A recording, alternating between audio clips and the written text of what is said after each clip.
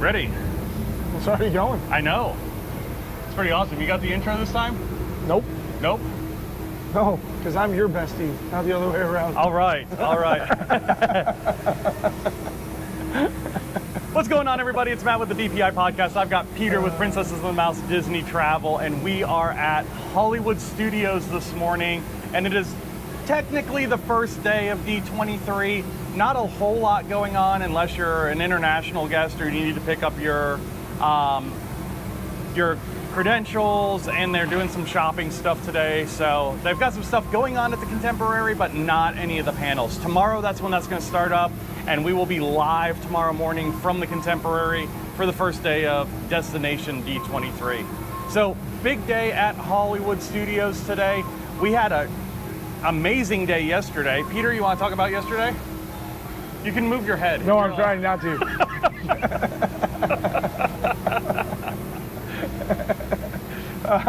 Yeah, so yesterday we started out at EPCOT. As you saw yesterday morning, we were sitting there at EPCOT, did a whole bunch of great stuff, went on a bunch of rides, went all around World Showcase, had a ton of great food, but we ended up having to kind of call it quits because we only made it to America. We were coming from the Mexico side, and so we only made it to America in the Food and Wine Festival, and then we had to kind of hustle to the front of the park to get to Guardians of the Galaxy, and ultimately over to Magic Kingdom, where we were able to watch the Happily Ever After fireworks show. So really, really long day. Got a lot done, had a lot of fun, had some great stuff. So on that topic, Matt, what were some of your favorite things about the Food and Wine Festival that you had yesterday? Food and Wine Festival, my favorites from yesterday, the pickle fries were fantastic. So that was at the Fry Basket there over by Test Track before you even get back to World Showcase. They were excellent. And then I had the frozen berry blast at Wing Lab, which was really, really cool. It was like a hibiscus berry tea with like orange dipping dots in it. Yeah, it had dipping dots in it. That was and neat. then as far as the beers went, the Key Lime Rattler from Belgium was probably, or no, from the Alps, was my favorite beer from yesterday.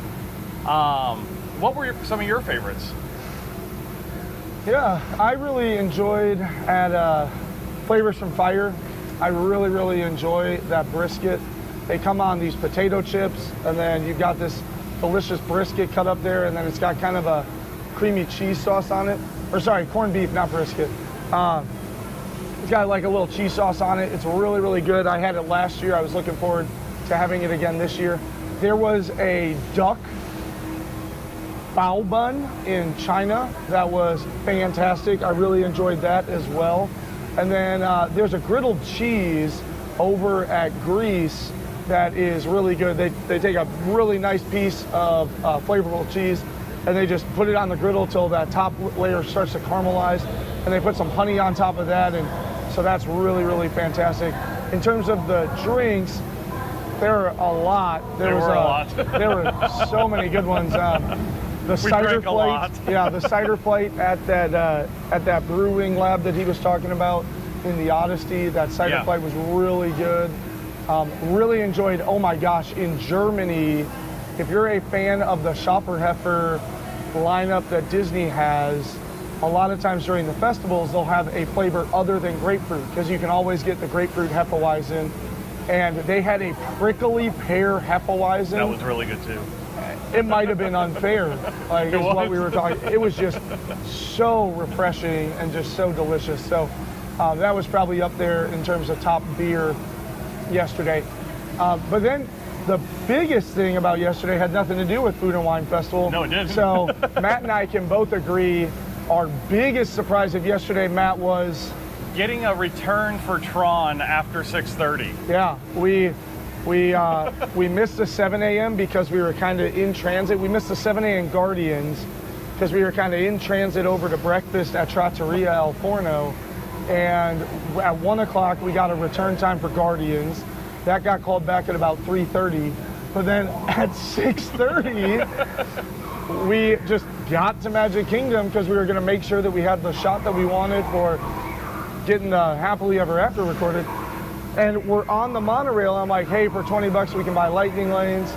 But then we both realized, wait a minute, the virtual queue still blue. So we might be able, oh, wait, hold on. We have some special guests this morning. What? What's happening? So, you again. Weren't you warned about coming back to this sector?